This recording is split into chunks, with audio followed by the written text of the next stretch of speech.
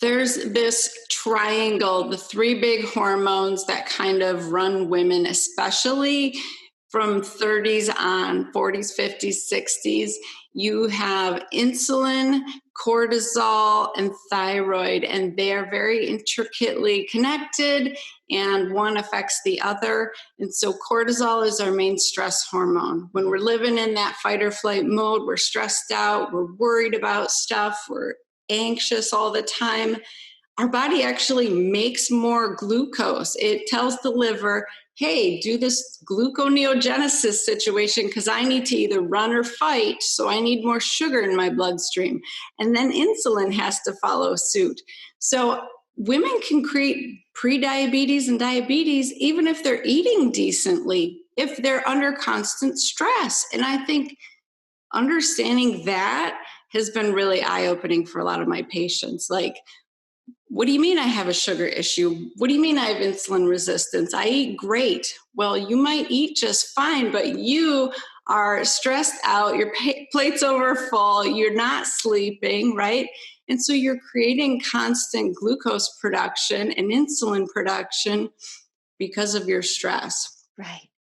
And then if it gets bad enough and goes on long enough, it interferes with your sleep, right? So either you can't fall asleep, your mind is racing because you haven't processed your thoughts all day. You've just been go, go, go, and you haven't stopped to take that mindful thought like, wow, how did that go today? How did I feel about that? And process all of the things that happened to you.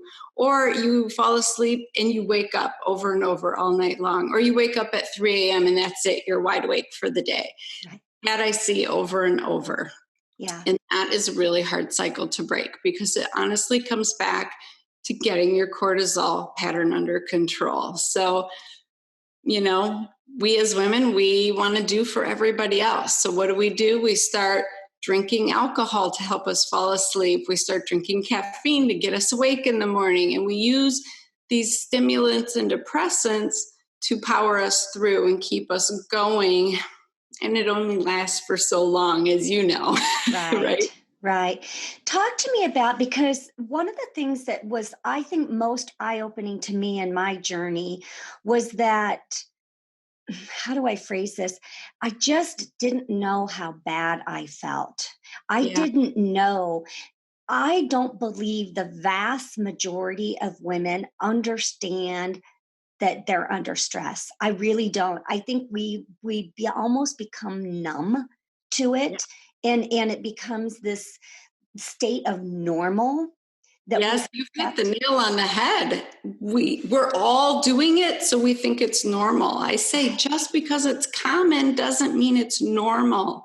Right. Our great grandparents did not live like this. I promise that when my grandma was 45 like me, she wasn't running off to soccer and lacrosse games and trying to cook dinner and be a full-time professional physician and run a podcast, and the list goes on and on and on, right? Not to mention my relationships with my husband and my friends and my family. We are so overloaded. And the fact is, we're told we can do it all and be it all. And I say we can, but maybe not all at the same time, right? And, Yeah. and not without the expense of losing ourselves. So I think that's a critical piece, is at what cost are we having everything? Yeah, I really think that, women need to understand this because I don't know. I just remember being, 10 years ago, even just like doctors telling me you're under stress. And I'm like, well, what do you mean? That's just life. That is my world. And I don't know how I'm supposed to change that. Right. And I'm not advocating that we need to stop doing everything we're doing. I think, the advancements women have made and our ability to multitask and juggle it all is pretty incredible.